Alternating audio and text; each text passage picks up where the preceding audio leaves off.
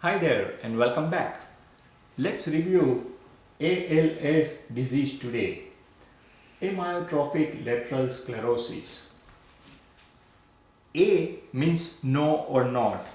Myo means muscle and trophic means nourishment.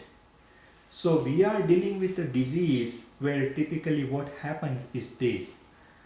Motor neuron degenerate, and as a result muscles don't get the signal from the brain to do what they need to do.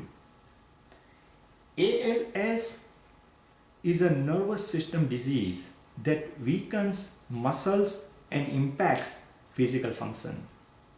Fewer than 20,000 cases per year have been reported in the United States per year. ALS is sometimes known as Lou Gehrig's disease after the famous baseball player who was killed by the disease.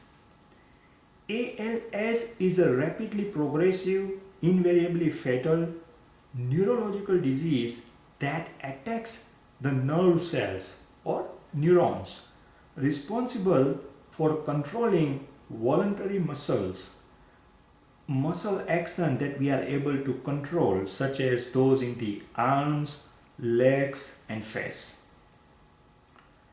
Although the life expectancy of a person with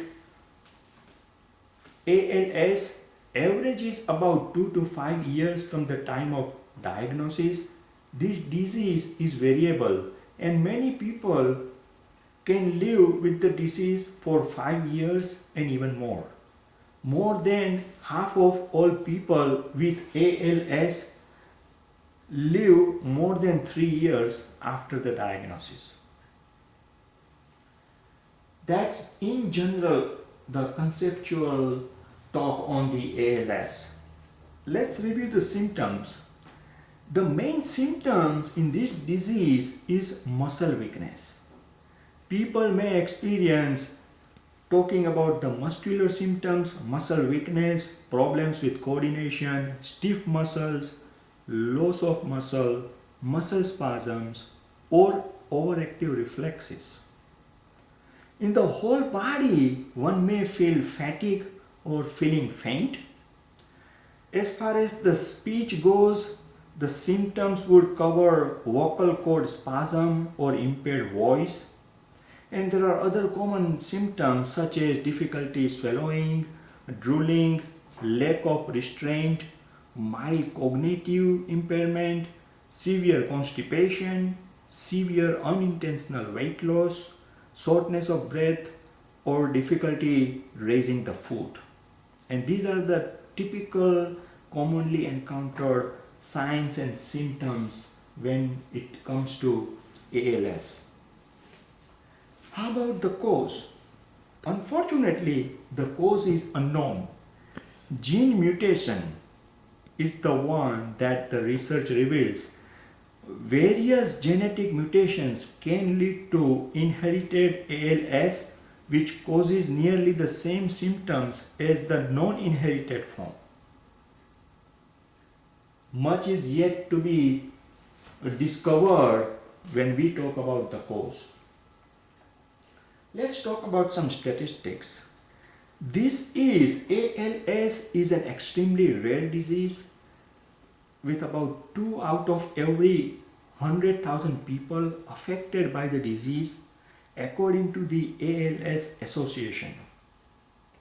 An estimated 5,600 people are diagnosed with the disease annually across the United States. Between 20,000 to 30,000 live with it at any given time. Very alarming.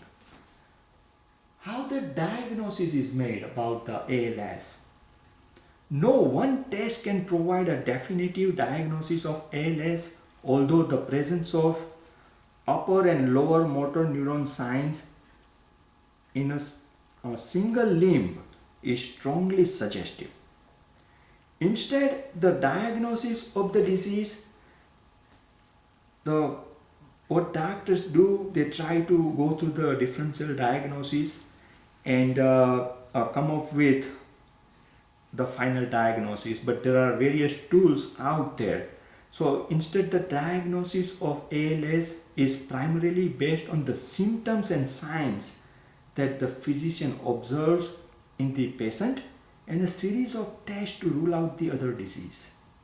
That's the course of action that would be followed by the doctors when it boils down to ALS.